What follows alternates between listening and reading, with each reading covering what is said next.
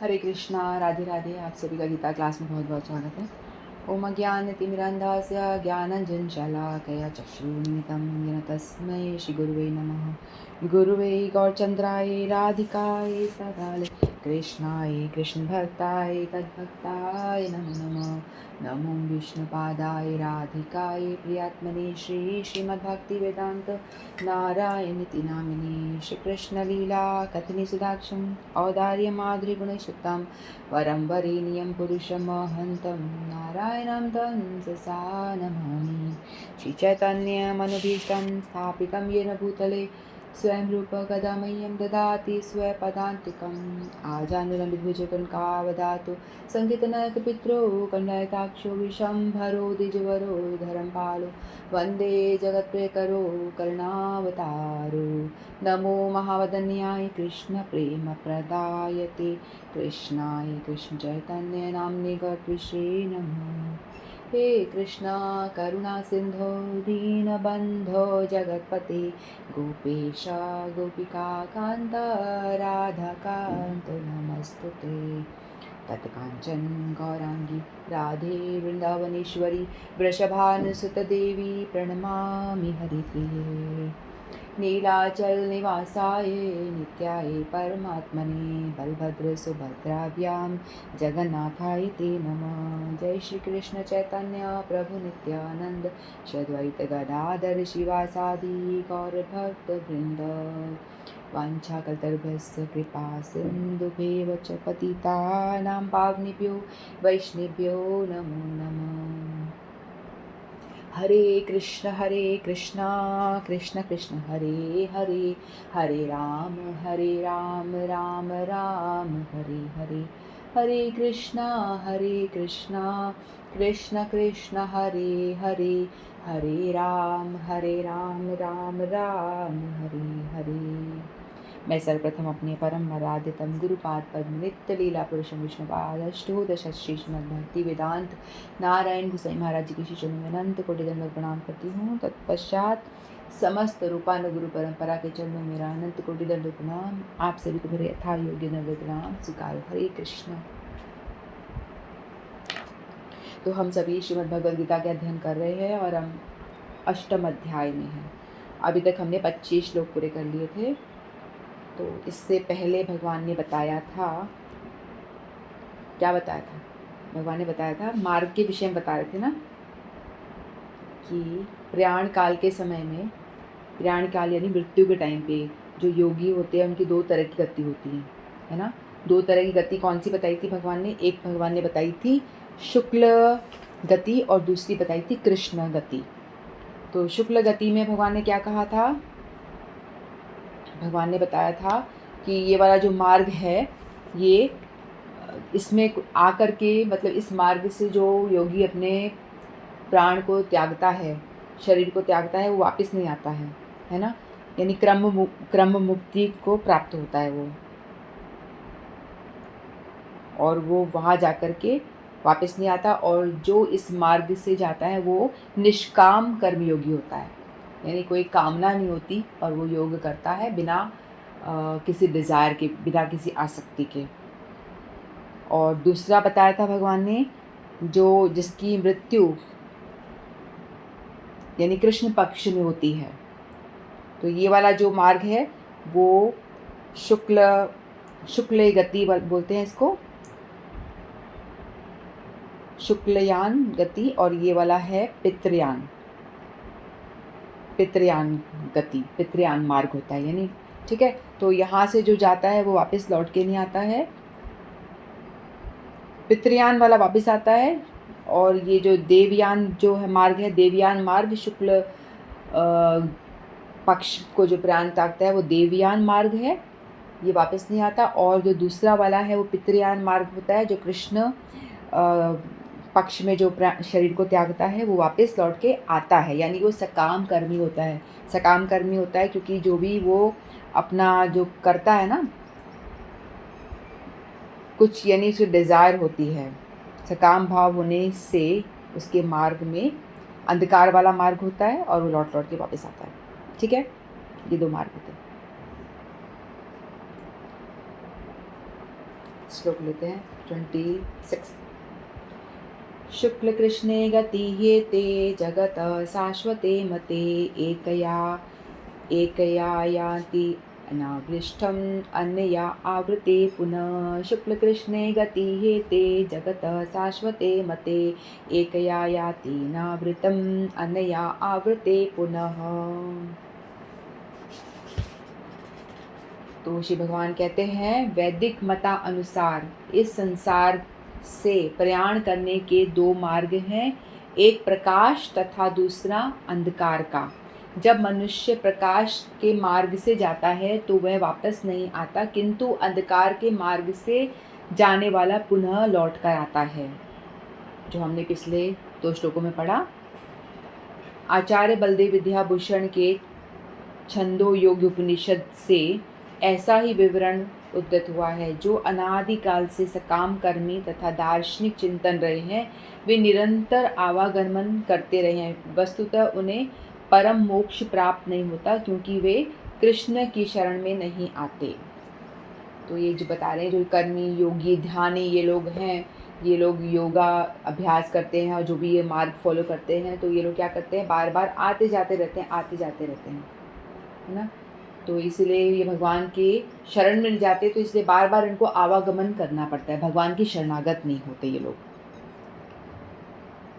तो ये जो दो मार्ग बताए गए हैं ना, तो ये मार्ग जो ऐसा नहीं है कि अभी से चल रहे हैं, ये अनादिकाल से, यानी जब से ये सृष्टि बनी है तब से ये दो काल जो हैं शाश्वत चलते आ रहे हैं।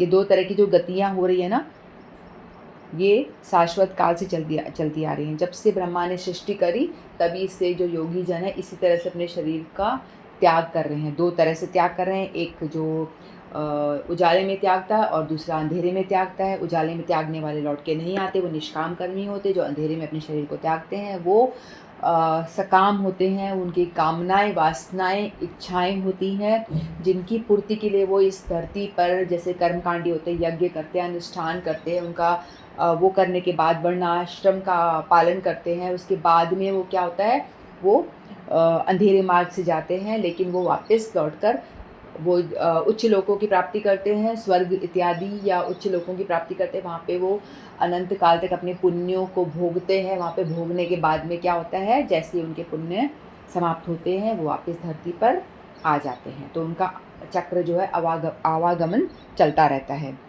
ठीक है। और दूसरे वाले जो होते हैं वो जाके वापस नहीं आते हैं। तो बताया गया है कि जगत शुक्ल कृष्णे गति हेते जगते शाश्वते मते। शुक्ल कृष्ण गति हेते, ये 2 तरह की जो गति हैं, शुक्ल पक्ष वाली और एक कृष्ण पक्ष वाली, और इस जगत में ये अनादिकाल से चली आ रही है।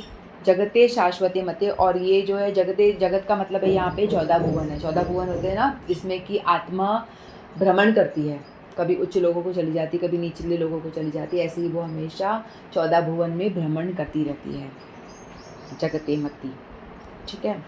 तो बताया गया है जो आत्मा है वो भ्रमण करती है अपने अपने अधिकार के हिसाब से, जैसा वो कर्म करती है, जैसा वो यज्ञ तप जो आत्मा ने किया होता है उसके हिसाब से उसकी गति होती है ना। और 5 तरह की गति बताई गई, जो हमारे जो शरीर धारण करते हैं ना, हम सभी जीवों की 5 तरह की, जब शरीर छोड़ते हैं तो 5 तरह की गति होती है। कैसी? पहली वाली होती अगति। अगति का मतलब होता है जो भक्ति करते हैं, है ना, जो भक्ति योग का पालन करते हैं, निष्काम कर्मी होते हैं, वो लोग तो प्राय अपने शरीर में होते हुए भी मतलब मुक्त हुए होते हैं। मुक्त पुरुष ही उनको समझना चाहिए। जीवित होते हुए भी वो जीवन मुक्त होते हैं, है ना। जैसे कि ध्रुव महाराज ने मतलब मृत्यु पे अपने पैर को रख करके वैकुंठ लोक चले गए थे। उनकी अगति का मतलब ये है कि उनको शरीर दोबारा धारण नहीं करना पड़ता, ठीक है, क्योंकि शरीर वो अपने सूक्ष्म शरीर का भी प्रलय कहते हैं ना, वो भी नाश हो जाता है उनका, तो उनको दोबारा शरीर धारण ही नहीं करना पड़ता। हम लोग शरीर क्यों धारण करते हैं? क्योंकि हमारी सूक्ष्म शरीर जो होता है जिसमें कि हमारी डिज़ायर भरी होती है, कामनाएं वासनाएं भरी होती है ना, मन बुद्धि अहंकार जिससे बना होता है सूक्ष्म शरीर, वो हमारी डिज़ायर इच्छा अधूरी इच्छाओं को लेकर के दूसरी शरीर में जाता है, ठीक है। जैसे हम ये शरीर को त्यागते हैं तो हमारी कुछ इच्छाएं पूरी नहीं हो पाती, कुछ इच्छाएं पूरी हो जाती हैं, कुछ अधूरी रह जाती हैं। तो वो आत्मा क्या करती है, अधूरी इच्छाओं के साथ में दूसरे शरीर को धारण करती है। आप पता है ना, जिस भाव के साथ में अपने शरीर को आप त्यागते हो वही शरीर हमको मिलता है ना, ये हमने पढ़ा था ना, पहले भगवान ने बताया था कि हम जिस भाव के साथ में शरीर का त्याग करते हैं हमको वही भाव मिल जाता है। कहते हैं कि ना आपकी जब मृत्यु आती है उस टाइम पे आपको दुखी भी नहीं होना चाहिए। यदि आप दुख के साथ, कोई व्यक्ति पूरे जीवन में दुख उसने भोगा है तो मृत्यु के टाइम पे भी वो दुखी उसके सामने आएगा ना कि कितना दुखी हो रहा हूँ मैं, कितना दुखी। लेकिन अगर दुख वाला भाव रहेगा तो भगवान आपको दुख वाली ही जगह भेज देंगे, नरक में भेज देंगे। तो इसलिए कोशिश करना चाहिए कि मरते टाइम हम अपने सुकून में रहें और अपने जो कॉन्शियस है उसको भगवान में स्थित करने का प्रयास करना चाहिए। अगर हम सोचेंगे मैं कितना दुखी हूँ, मैं कितना परेशान हूँ, इस दुनिया में इतना दुख दिया मुझे, मैं यहाँ से भी परेशान, ये भी परेशानी, वो सोचते हुए स्मरण करते हुए शरीर का त्याग करोगे तो आप नरक में ही जाओगे। ठीक है, जो दुखी व्यक्ति भी है तो उसे प्रयास करना चाहिए कि अपने आप को सुखी बनाने का प्रयास। सुखी कैसे करोगे, क्योंकि यदि आप अपने शरीर से जुड़े हुए हो तो दुख तो शरीर को आ रहा है, ऐसा हमें सोचना चाहिए। दुख जो है हमारे शरीर को हो रहा है, सुख जो हो रहा है वो भी हमारे शरीर को हो रहा है। हमारी आत्मा तो हमेशा आनंद में रहती है, इसे ना दुख होता है ना सुख होता है, ना ये मरती है। और आत्मा कैसे खुश होगी, भगवान से कनेक्टेड रहोगे। तो कोशिश करनी चाहिए कि मृत्यु टाइम पे हम भगवान का स्मरण कर पाएँ, तो हम दुख की स्थिति से भी आगे आ पाएँ। ठीक है, तो ये कैसे संभव है, तो इसके लिए पूरा हमें प्रैक्टिस करना पड़ेगा ना, आजीवन हमें इस चीज़ की प्रैक्टिस करेंगे तो ही हो पाएगा, अन्यथा तो मुश्किल है। नहीं तो हम दुख में बैठे रहेंगे, फिर नरक में जाएंगे, फिर वापस आएंगे, फिर यही चलता रहेगा आवागमन। तो भगवान बताते हैं, भगवान हमसे अपेक्षा करते हैं कि भाई शास्त्रों को पढ़ो और जानो कैसे तुम जीवन मुक्त हो सकते हो, किस तरह से आवागमन से बच सकते हो, जन्म मृत्यु के चक्कर से कैसे कट सकते हो। तो पहली बताई अगति, जो जीवन शरीर धारण करते हुए ही वो जीवन मुक्त हो जाता है। ठीक है, जो भक्त लोग होते हैं उनकी बात हो रही है, जैसे ध्रुव महाराज। फिर दूसरी बताई शुक्ल गति, जो प्रकाश मार्ग वाली है, सकाम निष्काम कर्मी जो वापस नहीं आते हैं, फिर वो क्रम वाइज जाते जाते जाते जाते, है ना। फिर वो बताया था ना, हमने पढ़ा था ना हमने कैसे कौन सा क्रम होता है। अग्नि का देवता होता है, फिर उसको हैंड ओवर किसको कर देता है, वो दिन के देवता को हैंड ओवर करते हैं आत्मा को, फिर दिन का देवता उनको फिर शुक्ल पक्ष के देवता को हैंड ओवर करते, फिर शुक्ल पक्ष का देवता उनको ये जो ये होता है ना, क्या बोलते हैं, 15 दिन का जो ये 5-6 महीने का, उनको हैंड ओवर कर देता है। फिर उसके बाद में वो ब्रह्मा जी को हैंड ओवर कर, इस तरह से वो एक एक स्टेप करके वो क्या करता है, आत्मा ब्रह्मलोक तक पहुँचती है। फिर ब्रह्मलोक में जो उसकी सूक्ष्म थोड़ी सी वासना बची होती है उसको पूरा करके फिर वो मुक्त हो जाती है, ब्रह्मा जी के साथ में मुक्त हो जाती है। जब ब्रह्मा जी का 100 साल पूरा होता है तब वो आत्मा भी मुक्त हो जाती है। तो ये शुक्ल मार्ग हुआ। फिर उस तरह से ये कृष्ण मार्ग हुआ ना, पितृयान मार्ग। तो इस मार्ग में ये 3 मार्ग हुए। फिर बाद में होते हैं विशेष पापात्माएं होती हैं जो बहुत पाप करते हैं, बहुत हमेशा पाप ही पाप करते हैं। वो लोग कहाँ जाते हैं, उनकी क्या गति होती है, वो नरक जाते हैं या कोई आसुरिक योनि उन्हें मिल जाती है। और हमारे जैसे सामान्य पुरुष होते हैं जो पाप भी करते हैं और पुण्य भी करते हैं, दोनों मिला जुला जो होता है। तो वो लोग क्या करते हैं, इस धरती में लोक में ही आवागमन करते रहते हैं। कुछ पुण्य मिले कुछ पाप मिले, उसी से हमें शरीर हमें मिलता ही क्यों है, पाप और पुण्य को भोगने के लिए शरीर मिलता है। हमने कुछ पाप करे हैं तो उनको भोगने के, दुख कष्ट भोगने के लिए शरीर दिया जाता है। और कुछ हमने पुण्य किए होते हैं तो वो सुख के फॉर्म में हमारे पास में आ जाते हैं। ठीक है, तो इसे भोगने के लिए जो सामान्य हमारे जैसे लोग हैं वो इस धरती पे आवागमन करते रहते हैं, मरते हैं फिर आ जाते हैं, फिर मरते हैं आ जाते हैं, पाप करते हैं, 84 लाख योनि में भटकते रहते हैं। और जो विशेष पाप आत्माएं होती हैं वो लोग तो नरकों में जाते हैं और असुर बन जाते हैं, निचली योनियों में चले जाते हैं। तो इस तरह से जीव की शरीर छोड़ने में 5 तरह की गतियाँ होती हैं ये। ठीक है, तो व्यक्ति को चाहिए कि इन जान करके इन गति से ऊपर उठे कि हमें ये गति ना हो और हम सीधे भगवत धाम जाएं, है ना, ऐसा प्रयास करना चाहिए। दूसरा श्लोक लेते हैं। नैते सुति पार्थ जानन् योगी मुह्यति कश्चन तस्मात् सर्वेषु कालेषु योगयुक्तो भवार्जुन। नैते श्रुति पार्थ जानन् योगी मुह्यति कश्चन तस्मात् सर्वेषु कालेषु योगयुक्तो भवार्जुनः। श्री भगवान कहते हैं, हे अर्जुन, यद्यपि भक्तगण इन दोनों मार्गों को जानते हैं किंतु वे मोहग्रस्त नहीं होते, अतः तुम भक्ति में सदैव स्थिर रहो। कृष्ण अर्जुन को उपदेश दे रहे हैं कि उसे इस जगत पे आत्मा के प्रयाण करने के विभिन्न मार्गों को सुनकर विचलित नहीं होना चाहिए। भगवत भक्त को इसकी चिंता नहीं होनी चाहिए कि वह स्वेच्छा से मरेगा या देव वश। भक्त को कृष्ण भावनामृत में दृढ़ता पूर्वक स्थिर रहकर हरे कृष्ण का जप करना चाहिए। उसे यह जान लेना चाहिए कि इन दोनों मार्गों में से किसी की भी चिंता करना कष्टदायक है। कृष्ण भावनामृत में तल्लीन होने की सर्वोत्तम विधि यही है कि भगवान की सेवा में सदैव रत रहा जाए। इससे भगवत धाम का मार्ग स्वतः सुगम, सुनिश्चित तथा सीधा होगा। इस श्लोक का योग युक्त शब्द विशेष रूप से महत्वपूर्ण है। जो योग में स्थिर है वह अपनी सभी गतिविधियों में निरंतर कृष्ण भावनामृत में रत रहता है। श्री रूप गोस्वामी का उपदेश है, अनासक्तस्य विषयान यथाहर्मयुक्तस्य। मनुष्य को सांसारिक कार्यों से अनासक्त रहकर कृष्ण भावनामृत में सब कुछ करना चाहिए। इस विधि से उसे युक्त वैराग्य कहते हैं। मनुष्य सिद्धि प्राप्त करता है। अतएव भक्त कभी भी इन वर्णनों से विचलित नहीं होता, क्योंकि वह जानता रहता है कि भक्ति के कारण भगवत धाम तक का उसका प्रयाण सुनिश्चित है। तो ये जो दो मार्ग बताए गए हैं ना, ये बताया गया योगियों के लिए है, ठीक है, योगियों के लिए। तो भगवान अर्जुन को बता रहे हैं, मतलब तू विचलित मत हो, मैंने तेको बताया, ये वाले सब मार्ग बताए हैं, तो तू ये विचलित मत हो कि भाई मैं मृत्यु के टाइम पे मेरा स्मरण भगवान का हो पाएगा या नहीं हो पाएगा, और जो मुझे शरीर को त्यागना है वो उजाले के टाइम पे त्याग पाऊंगा कि नहीं त्याग पाऊंगा, यदि मैं अंधेरे में त्याग दिया तो क्या होगा, क्या मेरी गति नहीं होगी। तुझे ये सब सोचने की कोई आवश्यकता नहीं है, भगवान बता रहे हैं, ठीक है।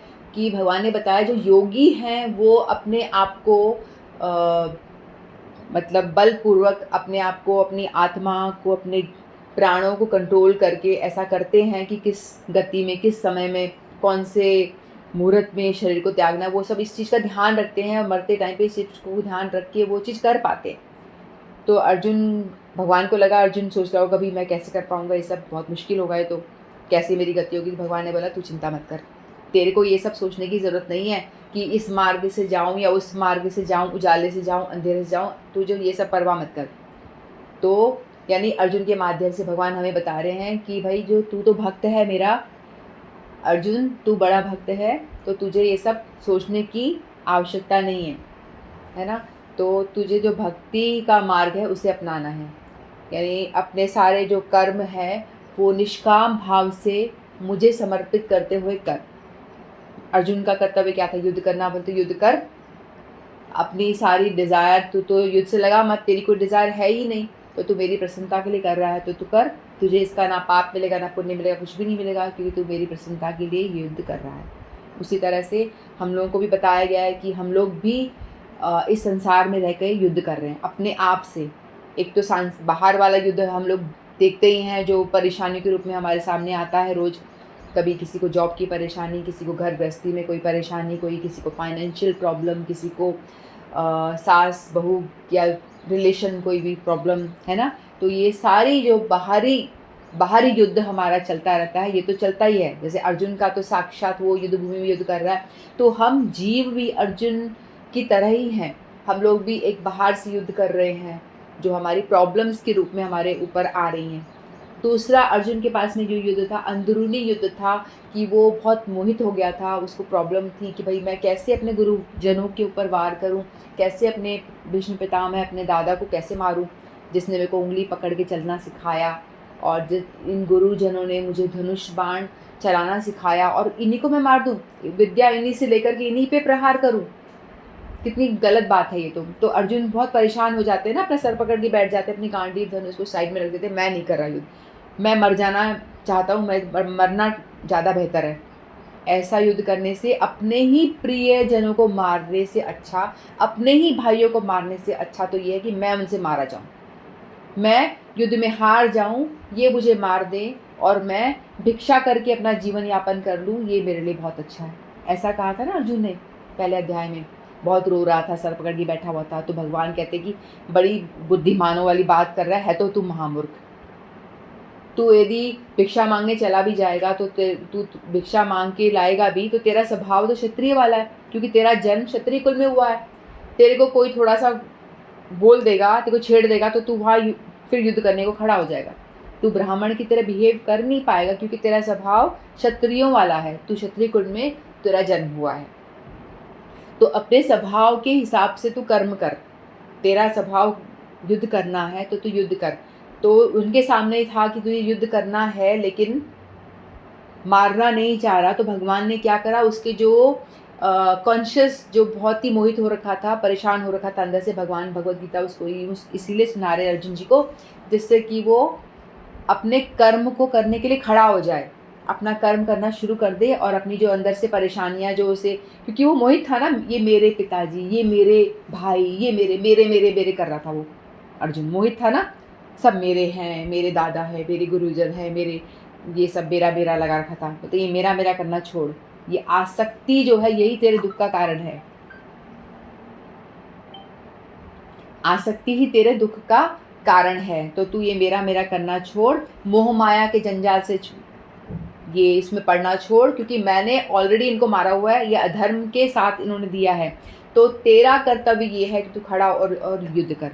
उसी तरह से हम लोगों को भी भगवान बताते हैं कि तुम्हारी युद्ध भूमि, जो तुम्हारा कर्म क्षेत्र है वो तुम्हारी युद्ध भूमि है, ठीक है। जो टीचर है उसका कर्म क्षेत्र टीचिंग है, और जो डॉक्टर है वो डॉक्टर वाला जो उसका कर्म क्षेत्र है। जो भी आपका फील्ड है आप उसमें अपना युद्ध करो, कर्म करो। लेकिन ये सोनिया जी क्यों कॉल करे जा रही हैं? प्रोग्राम अटेंड करने की कॉल करे जा रही हैं, ठीक है। तो आपका ये है कर्म है तो अपना कर्म करो, लेकिन अंदर से आप स्ट्रांग बनो। अर्जुन को भगवान कहते हैं अंदर से स्ट्रांग बनो और अपने कर्म को करो, इस तरह से बताया। तो हमारे अंदर भी बहुत सारे अंदर का युद्ध भी है। हमारा अंदर का युद्ध किससे है? हमारी अंदर जो ईर्ष्या, क्रोध, लोभ, मोह, मद, मत्सर, ये सारा जो हमारे अंदर भरा हुआ है, हमको इससे युद्ध करना है, अपनी आसक्तियों से, अपनी कामनाओं से, इन सब से युद्ध करके हमें इस संसार से डिटैच होना है। संसार में रहते हुए भी, संसार में अपना कर्म करते हुए भी, युद्ध करते हुए भी लोगों से डिटैच होना है। हमें ये नहीं समझना है कि ये भगवान ने बताया था ये तेरे गुरु नहीं है, ये आत्मा है, ये मरेंगे नहीं, शरीर तो नाश वैसे भी हो जाएगा, तू नहीं मारेगा तो भी मर जाएंगे ये, तो इसलिए तू मेरी प्रसन्नता के लिए इनको मार दे, है ना, ताकि मैं चाहता हूँ तेरी भक्ति होगी ये। तो अपना कर्म करो और किसी भी चीज़ से हमें भी वैसे ही आसक्ति से हमें हटना चाहिए। कर्म करना है लेकिन आसक्त नहीं होना है, ये भगवान बताते हैं। आई होप मैं आपको समझा पा रही हूँ ठीक से, ठीक है। तो योगी जो होता है दोनों तरह की गतियों को जानता है लेकिन उससे एक मोहित नहीं होता।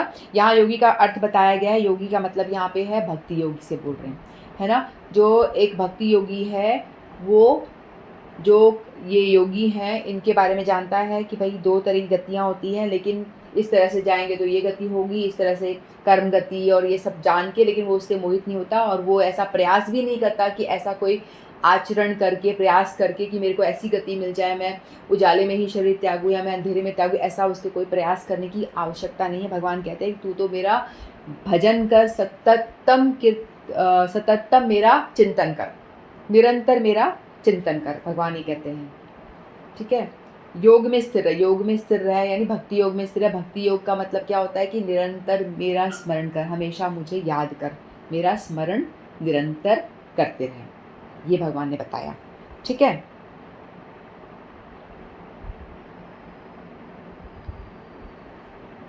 तो भगवान ने बताया है कि आपको चिंता करने की आवश्यकता नहीं है। भक्त चाहे अंधेरे में मरे, चाहे रात को मरे, चाहे कोई से भी टाइम पे मरे, उसके लिए कोई काल वाल कुछ भी नहीं है, और उनको कोई भी क्रम फॉलो नहीं करना पड़ता। कोई देवता आपकी आत्मा को कोई देवता एक के बाद एक के बाद एक पर हैंड ओवर नहीं करेंगे, क्रम से नहीं जाएंगे। यदि एक भक्त जो निरंतर सततम मेरा हरि नाम जप करता है, मेरे नामों का, हरे कृष्ण महामंत्र का जप करता है, हरे कृष्ण कृष्ण कृष्ण हरे हरे, हरे राम राम राम हरे हरे, इस महामंत्र का जप निरंतर करता है, सततम चिंतन करता है मेरा, भगवान ने आदेश है सततम कीर्तयन्तु माम, यानी भगवान ने बताया है कि सततम मेरा चिंतन कर, हमेशा मेरे लिए ही काम कर, जो कुछ कर रहा है मेरे लिए कर, जो भी कुछ कर रहा है मेरे लिए ही कर, ठीक है।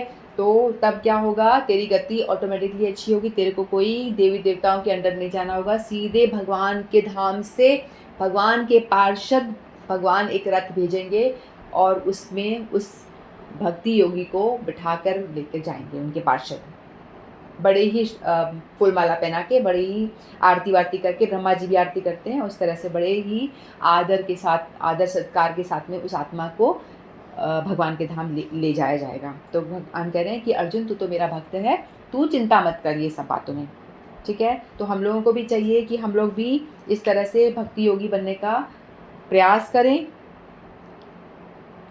और इस तरह से जो हमें मनुष्य शरीर मिला है तो इसको हम यूं ही ना गंवाएं, इसका हम पूरा यूज़ करें। तो अक्सर क्या होता है, लोग बाग क्या करते हैं, अक्सर हम लोग देखा है ना, लोगों को बोलते हैं खाओ पियो मज़े करो, तो वैसे लोग जो होते हैं वो लोग अपने आप को धोखा दे रहे होते हैं। खाओ पियो मज़े करो नहीं, हमें शास्त्र को पढ़ना चाहिए और जानना चाहिए कि 84 लाख योनियाँ हैं। हम लोग हर एक योनि में भटकने के बाद में हमको एक बार मनुष्य शरीर भी मिलता है। 84 लाख योनियों में भटकने के बाद में एक बार हमको मनुष्य शरीर भी मिलता है। जब ये मनुष्य शरीर हमें मिला है, या तो भगवान कृपा करके दे देते हैं, लेकिन जो भक्ति का प्रोसेस फॉलो करता है उसको भगवान मनुष्य ही बनाते हैं बार बार, ठीक है। जैसे हम भजन करने का प्रयास कर रहे हैं, भगवत गीता पढ़ने का प्रयास कर रहे हैं, तो भगवान बड़े प्रसन्न होंगे कि भाई मेरी वाणी सुन रहा है, मेरे विषय में जानना चाहता है, तो भगवान हमको कृपा करके नेक्स्ट लाइफ भी मनुष्य की ही देंगे।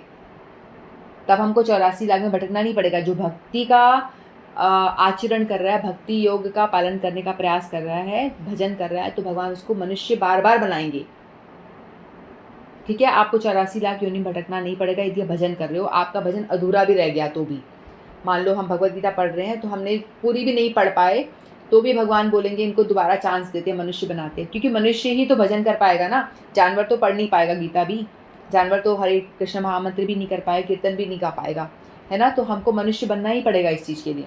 तो भगवान यदि हम भक्ति करेंगे, नाम जप करेंगे, तो हमको मान लो हमने 10% करी इस जन्म में और हम छूट गई हमारी, तो भी कोई नुकसान नहीं हुआ।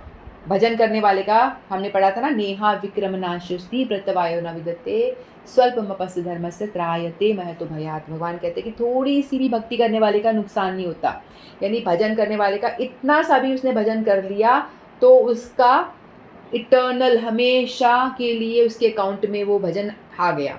चाहे वो कुत्ता बने, बिल्ली बने, कुछ भी बने, अपने पाप कर्मों के बाद में करके यदि वो गिर गया तो भी वो भजन उसका हमने एज इट इज़ बना रहेगा। हमने भरत महाराज की कथा सुनी थी ना, भरत महाराज जो भजन कर रहे थे, फिर वो हिरण की योनि में आते तो भी उनकी भक्ति जो है एज इट इज़ बनी रहती है, कथा सुनी हुई है हमने।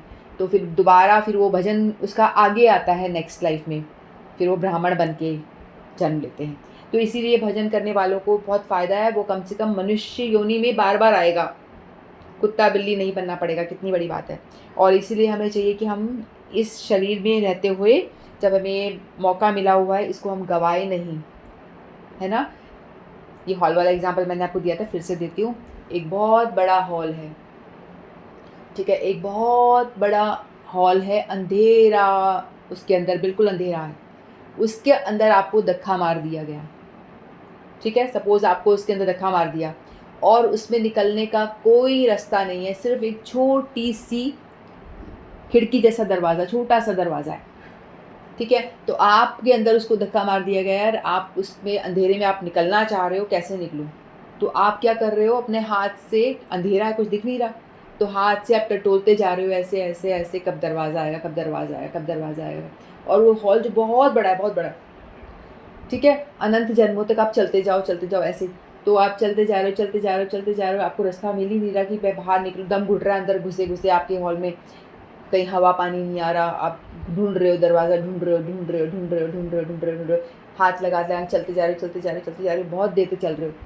फिर जैसे ही वो दरवाज़ा आपके पास आया, आपको एकदम से छींक आ गई, और छींक आ गई तो आपने अपना हाथ हटा के अपने मुंह पे रख दिया और एक स्टेप आप आगे बढ़ गए, और उतने में क्या हुआ, दरवाज़ा जो हुआ निकल गया। फिर आप दरवाज़ा ढूंढने के लिए फिर आप घूम रहे हो, उतना ही लंबा चक्कर आपको फिर लगाना पड़ेगा।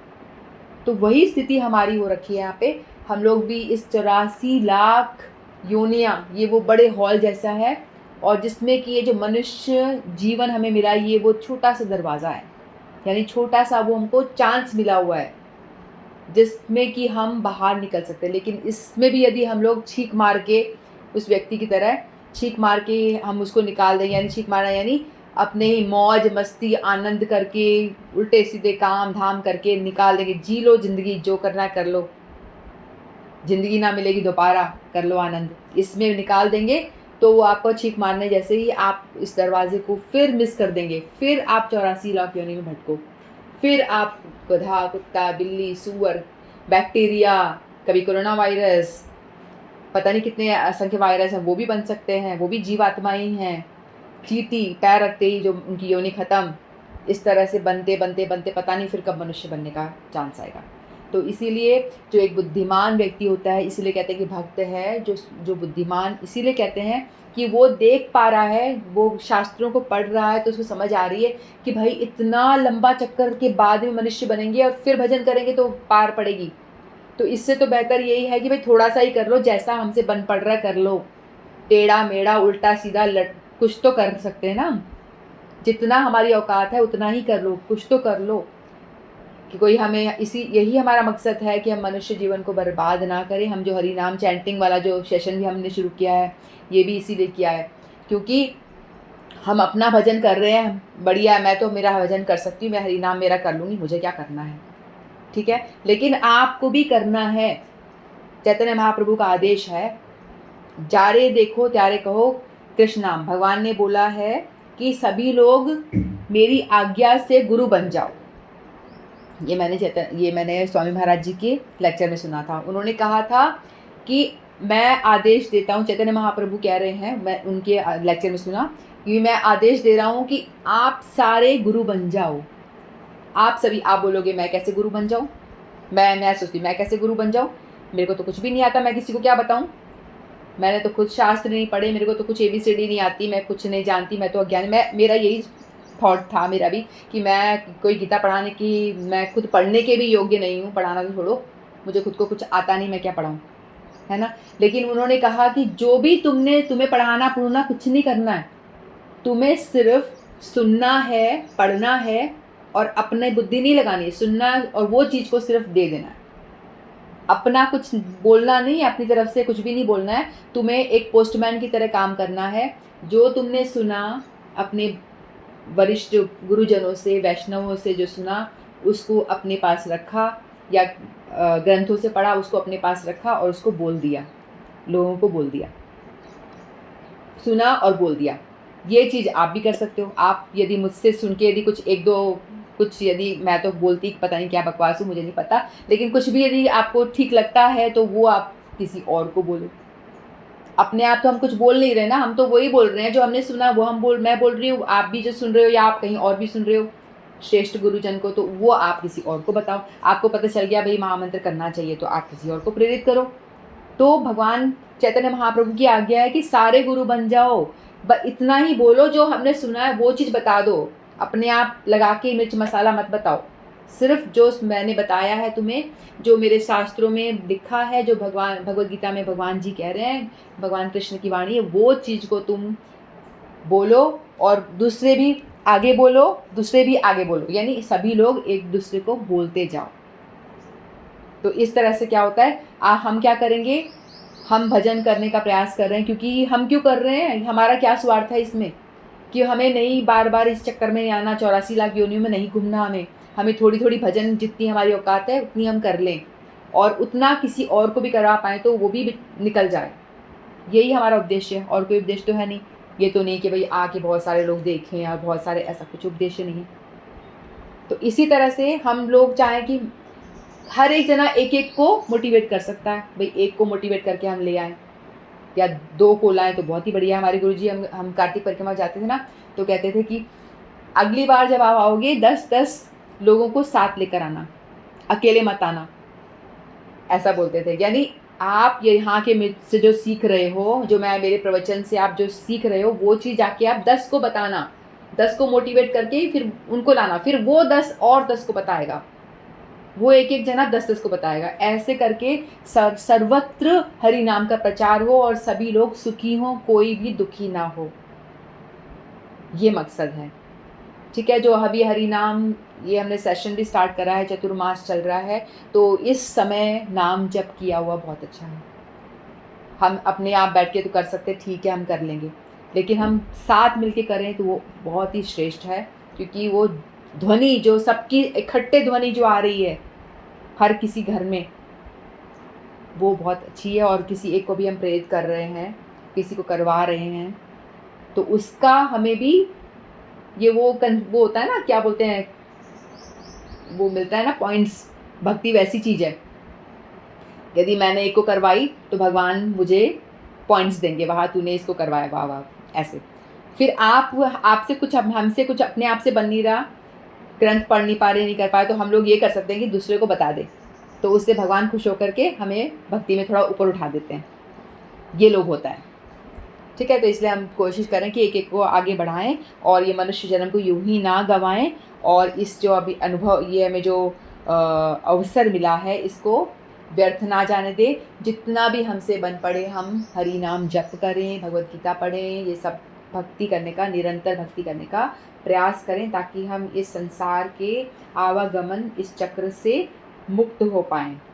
ठीक है, इतना ही करके मैं वाणी को विराम देती हूँ। वाञ्छाकल्पतरुभ्यश्च कृपा सिन्धुभ्येव च पतितानां पावनेभ्यो वैष्णवेभ्यो नमो नमः। श्रीमद् भगवत गीता की जय। आप सभी की जय। हरे कृष्ण।